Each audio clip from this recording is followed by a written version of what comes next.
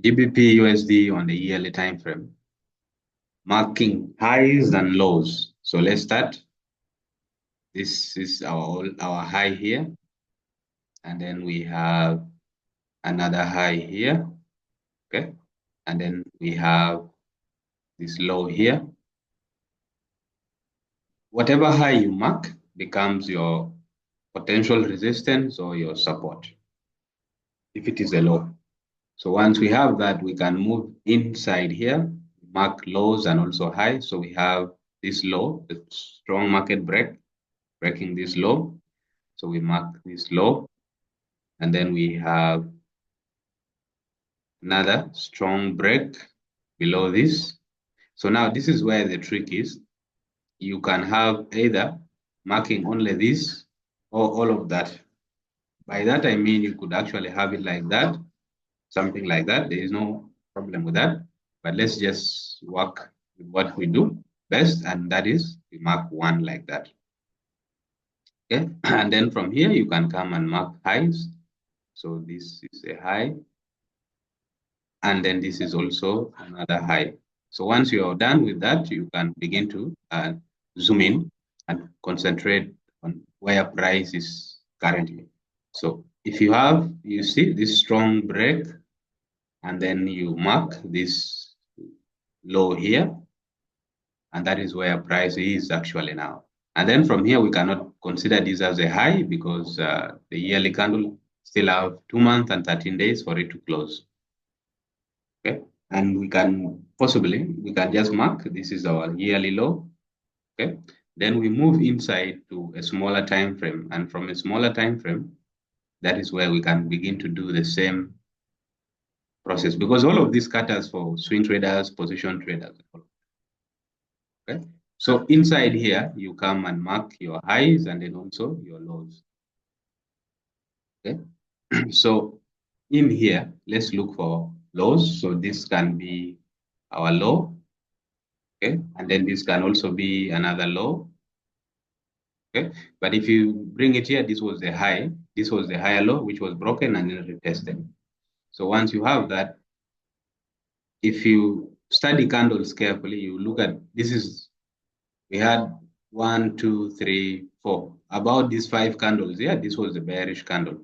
So you can mark its high, you mark it like that there, and then we have a bearish candle with still some more days for it to close.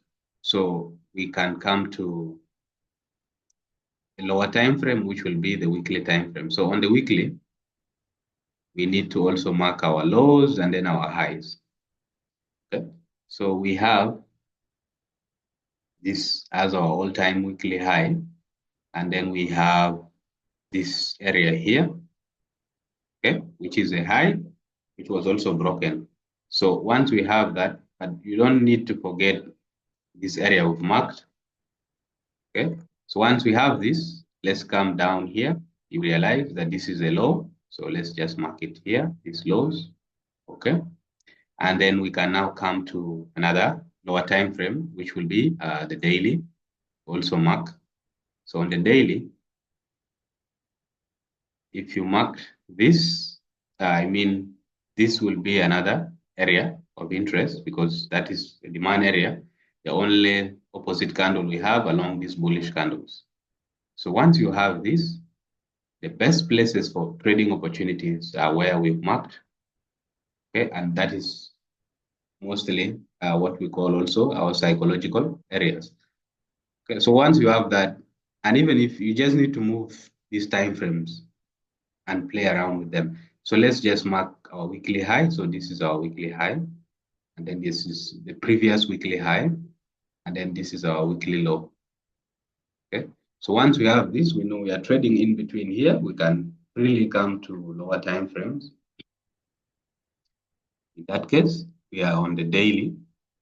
So on the daily, we have this price here. We are bearish, but then we seem to have a pullback.